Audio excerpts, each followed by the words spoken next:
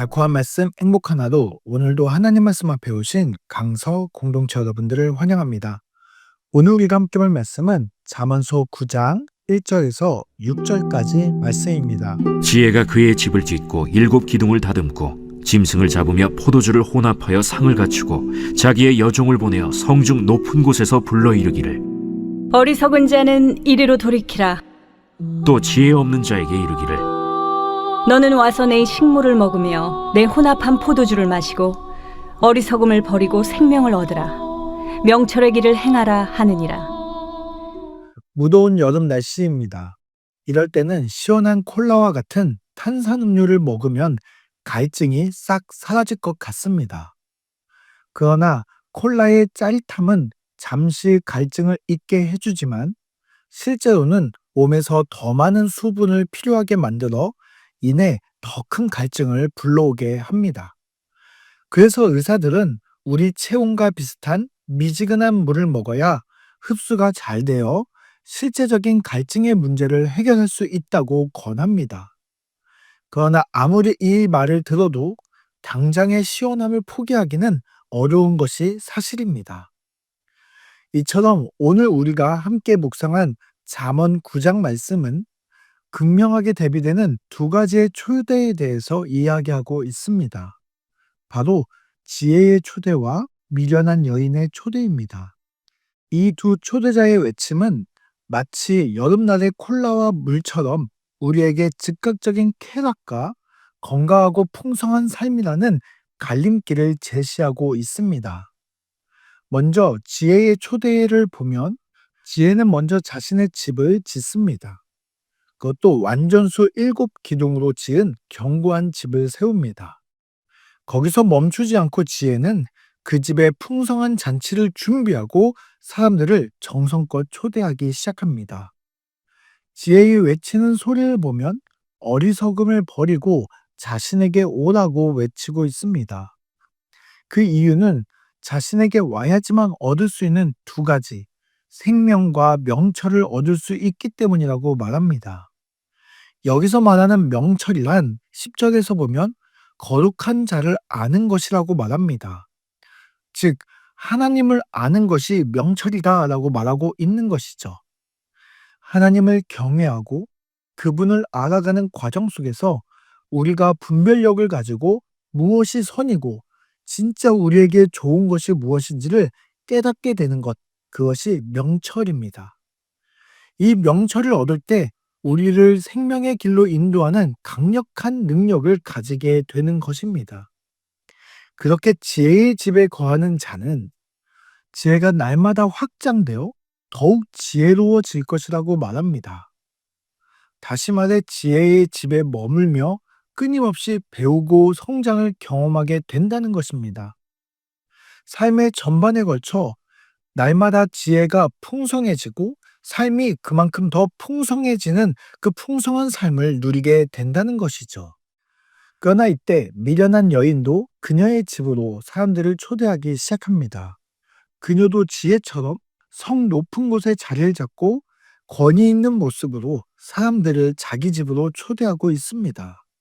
이 초대를 들은 사람들은 초대자의 집에 무엇이 있는지는 알지 못하지만 그들의 외침에 이끌려 각자의 선택대로 각자의 집으로 가게 됩니다.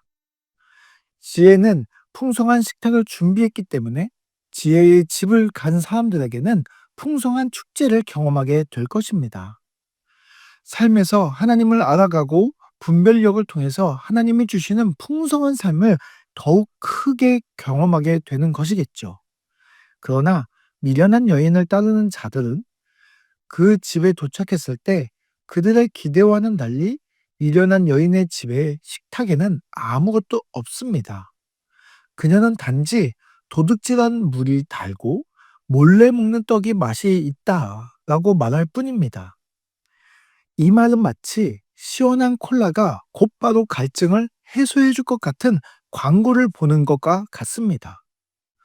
도둑질한 물과 몰래 먹는 떡이라는 이 표현은 사랑스러운 아내를 두고도 쾌락에 눈이 멀어 다른 여성과 불륜 관계를 빠진다는 의미를 담고 있는 말입니다.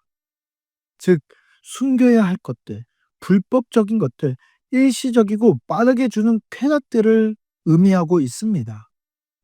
겉으로는 짜릿하고 달콤해 보여서 당장에 내 영혼의 갈증을 해결해 줄 것처럼 보이지만 실제로는 영혼을 피폐하게 만들고 결국 파멸로 이끄는 헛된 유혹이라는 것을 의미하고 있는 것이죠. 그래서 미련한 여인의 집에는 지혜의 집에 있었던 생명과는 전혀 다른 사망이 그 자리에 있었습니다. 그들은 하나님으로부터 단절된 상태가 되어 스올이라는 영원한 죽음의 상태가 된다고 말하고 있습니다. 그러면서 그들에게 이렇게 말합니다. 알지 못하느니라. 미련한 여인의 집에 들어간 자들은 자신이 지금 어디에 있는지, 어떤 운명에 처했는지도 전혀 알지 못한 채 눈앞에 쾌락에 눈이 멀어 자신들이 이미 사망의 길에 들어섰고 영원한 죽음에 거할 것이라는 사실도 알지 못하고 있다고 말하는 것입니다. 우리 사랑하는 강서 공동체 여러분, 우리가 살고 있는 이 세상에서도 지혜의 소리와 미련한 여인의 소리가 함께 들려오고 있습니다.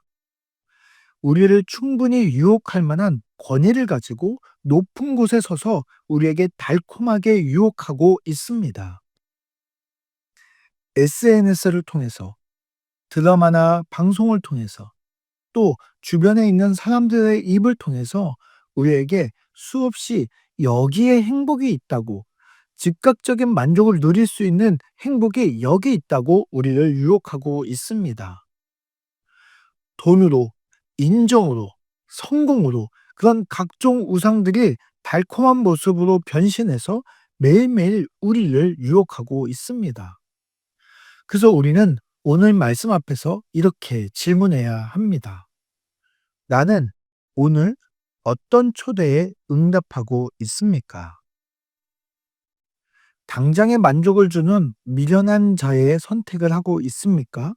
아니면 풍성한 삶으로 우리를 인도하시는 지혜의 선택을 따르고 있습니까? 우리 함께 기도합시다.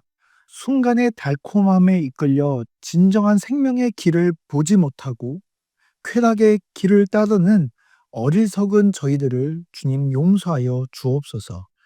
일시적인 만족을 주지만 영원한 파멸로 이끄는 미련한 집에 거하는 자가 아니라 오직 생명을 주시고 우리 삶을 더욱 풍성한 삶으로 인도하시는 지혜의 집에 거하는 자가 되게 하여 주옵소서.